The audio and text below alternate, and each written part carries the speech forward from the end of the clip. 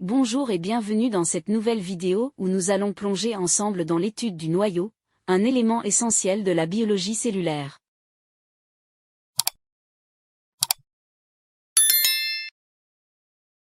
Le noyau est un organite spécifique aux cellules eucaryotes. C'est l'organite le plus volumineux de la cellule occupant environ 10% de son volume total. Il est donc facilement observable au microscope optique. En général, une cellule possède un noyau unique, aussi appelé cellule mononucléée. Chez les mammifères, certaines cellules possèdent plusieurs noyaux, ce qu'on appelle cellules polynucléées. Par exemple, les fibres musculaires striées squelettiques, présentes dans les muscles longs de l'organisme. Il existe également des cellules sans noyau, appelées cellules anucléées, correspondant à l'étape ultime de la différenciation, comme les hématies. La taille du noyau varie en fonction de deux paramètres.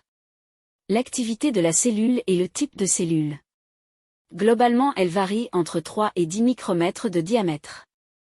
Quant à la forme du noyau, elle varie en fonction du cycle cellulaire. Pendant l'interphase, avant les étapes de division, le noyau a une forme sphérique. Parfois, il présente une forme polylobée. Examinons maintenant les principales composantes du noyau. Commençant par l'enveloppe nucléaire, qui est une double membrane lipidique qui délimite le noyau et le sépare du cytoplasme.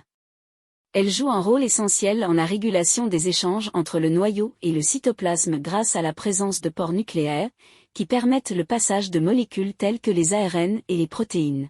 Le nucléoplasme, également appelé matrice nucléaire, est une substance gélatineuse qui remplit l'intérieur du noyau. Composé principalement d'eau, d'ions, de petites molécules, de nucléotides et d'enzymes, il constitue le milieu où se déroulent des processus nucléaires essentiels, tels que la transcription de l'ADN en ARN et la réplication de l'ADN avant la division cellulaire. Le nucléole est une région dense et sphérique située à l'intérieur du noyau, dépourvue de membrane. Il est spécialisé dans la synthèse des ARN ribosomiques et dans l'assemblage des sous-unités des ribosomes, essentiels pour la production des protéines dans la cellule. Et finalement, la chromatine qui est une association d'ADN et de protéines, principalement des histones, qui joue un rôle clé dans le stockage et la gestion du matériel génétique. Le noyau joue plusieurs rôles clés dans la cellule. Il assure le stockage de l'ADN, le noyau abrite l'ADN, la molécule essentielle à l'encodage des informations génétiques. Il régule l'expression des gènes en contrôlant la transcription de l'ADN en ARN messager, essentiel pour la synthèse des protéines. Il assure également la coordination des activités cellulaires en régulant la croissance, la reproduction et la réparation de la cellule tout en contrôlant l'accès à l'information génétique. Et enfin, le noyau contribue à la production de ribosomes, structure clé dans la synthèse des protéines. Restez à l'écoute pour la prochaine vidéo où nous explorerons en détail l'enveloppe nucléaire. Merci d'avoir suivi ce cours, et à très bientôt.